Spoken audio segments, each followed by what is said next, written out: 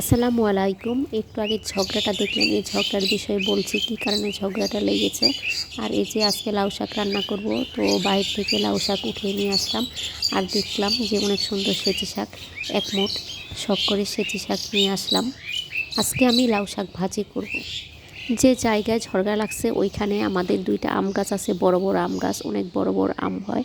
এই আমগুলো পাশে একটা বাড়ি আছে, তো সেই বাড়ির ছাদে থেকে আমগুলো পাড়া যায়, হাত দিয়ে নেওয়া যায় অথবা লাঠি দিয়ে পারা যায়। তো ছোটো বাচ্চারা দুষ্টামি করে এই আমগুলো নিয়ে পেরে খায়। আমার শ্বশুরবাড়ি 4-5টা আম গাছ আছে, তো আমরা ওই আম গাছের আম খাই না, তো এগুলো মানুষই খায়। তো আপনাদের ভাইয়া চাচাতো ভাইরা ওখান দিয়ে চলাফেরা করে, তো তারা ঝগড়া লেগে গেছে ওই ছেলেদের সাথে যে কেন আম পারে, কারণ আমরা খাই না। এখন এটা তার চাচাতো ভাইরা খায়, এজন্য তারা এই ঝগড়া লেগে গেছে যে আম পারো কেন, আম পাইরো না, মানে এগুলো নিয়ে অনেকক্ষণ ঝগড়া, প্রায় 1 ঘন্টার মতো ঝগড়া ছিল। এই ঝগড়াটা দেখে আমার এত হাসি পাচ্ছিল যে আমাদের আম গাছ আমরা ডাক দিই না, কিন্তু তারা এই ঝগড়া লেগে যায়। একটা কথাই আছে না, যার বিয়ে তার খবর নাই, পাড়াপড়শির ঘুম নাই। এখন সে অবস্থা হচ্ছে আমাদের, আমরা কিছু বলি না, তারা এই ঝগড়া।